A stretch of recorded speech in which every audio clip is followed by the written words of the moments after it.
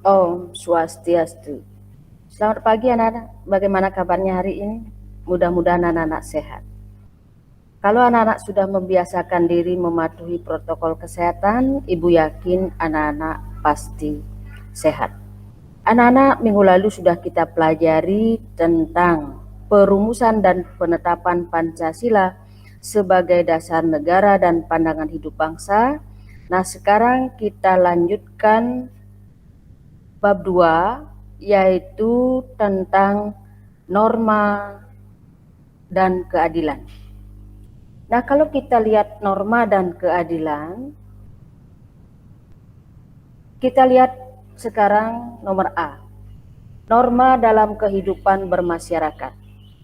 Kita lihat nomor A, pengertian norma dalam kehidupan masyarakat. Nomor B adalah macam-macam norma dalam kehidupan bermasyarakat. Yang nomor C, sanksi pelanggaran terhadap norma dalam kehidupan bermasyarakat. Nah, kita lihat sekarang pengertian norma dalam kehidupan masyarakat. Norma adalah aturan-aturan yang berisi petunjuk tingkah laku yang harus atau tidak boleh dilakukan manusia dan bersifat mengikat. Hal ini berarti bahwa manusia wajib menaati norma yang ada. Dan yang kedua, kita lihat norma adalah kaidah atau ketentuan yang mengatur kehidupan dan hubungan antar manusia dalam arti yang luas. Yang ketiga, norma merupakan petunjuk hidup bagi manusia dan pedoman perilaku seseorang yang berlaku di masyarakat. Nah, sekarang nomor B, kita lanjutkan macam-macam norma dalam kehidupan bermasyarakat. Yang pertama, kita lihat norma kesusilaan. Norma susila adalah peraturan hidup yang bersumber dari hati nurani manusia. Norma ini menentukan mana yang baik dan mana yang buruk. Nah, kalau kita lihat contoh-contoh norma susila, yang pertama, jangan mencuri barang milik orang lain. Yang kedua, jangan membunuh sesama manusia. Yang ketiga, hormatilah sesamamu. Nah, kemudian lanjut kita yang kedua, norma kesopanan. Norma kesopanan adalah ketentuan hidup yang bersumber dari pergaulan masyarakat.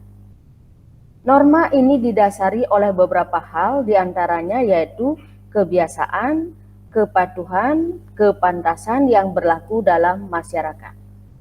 Norma kesopanan juga disebut norma sopan santun, tata krama, atau adat istiadat. Nah, kalau kita lihat contoh-contoh norma kesopanan, yang pertama adalah yang muda harus menghormati yang lebih tua usianya. Nomor 2, berangkat ke sekolah harus berpamitan dengan orang tua terlebih dahulu. Yang ketiga, memakai pakaian yang pantas dan rapi dalam mengikuti pelajaran di sekolah. Yang keempat, jangan meludah di sembarang tempat. Lanjut sekarang norma agama. Norma agama adalah ketentuan hidup yang bersumber dari Tuhan Yang Maha Esa, isinya berupa perintah-perintah ajaran dan larangan. Norma agama berasal dari wahyu Tuhan dan mempunyai nilai yang fundamental. Nah, kalau kita lihat contoh-contoh norma agama, yang pertama, tidak boleh membunuh sesama manusia. Yang kedua, tidak boleh merampok harta orang lain. Yang ketiga, tidak boleh berbuat cabul. Yang keempat, hormatilah bapak ibumu, dan lain sebagainya. Yang keempat, norma hukum. Norma hukum adalah ketentuan yang dibuat oleh pejabat yang berwenang, yang memiliki sifat memaksa untuk melindungi kepentingan manusia dalam pergaulan hidup di masyarakat dan mengatur tata tertib kehidupan bermasyarakat. Contoh-contoh norma hukum.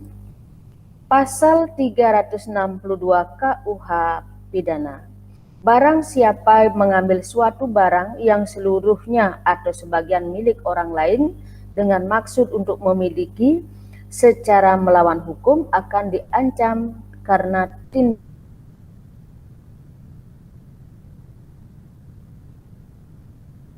pencurian dengan penjara paling lama 5 tahun atau denda paling banyak 6 pelanggaran terhadap norma yang berlaku dalam masyarakat. Sanksi yang didapat apabila melanggar norma susila, yaitu perasaan manusia tersebut akan berakibat menimbulkan penyesalan. Yang kedua, sanksi yang didapat ketika melanggar norma sopan santun bisa berupa celaan dari sesama. Celaan tersebut berwujud kata-kata, pandangan rendah orang di sekeliling, sikap kebencian, dijauhi dan dari pergaulan, sehingga menimbulkan rasa hina, malu, dikucilkan yang mengakibatkan penderitaan batin. Sanksi yang didapat ketika melanggar norma agama, yaitu sanksi oleh Tuhan kelak di akhirat, yaitu berupa siksaan di neraka. Sanksi yang didapat oleh pelanggar hukum bisa berupa pidana penjara. Nana, itu saja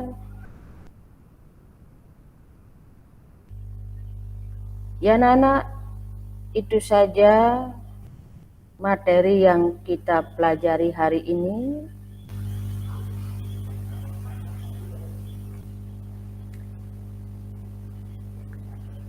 Kemudian minggu depan kita lanjutkan lagi. Nah, untuk hari ini Ibu berikan tugas, anak-anak kerjakan tugasnya dengan baik. Nah, untuk hari ini Ibu cukupkan sekian. Ibu ucapkan terima kasih dan Ibu akhiri dengan Pramasanti. Om Santi Santi Santi Om.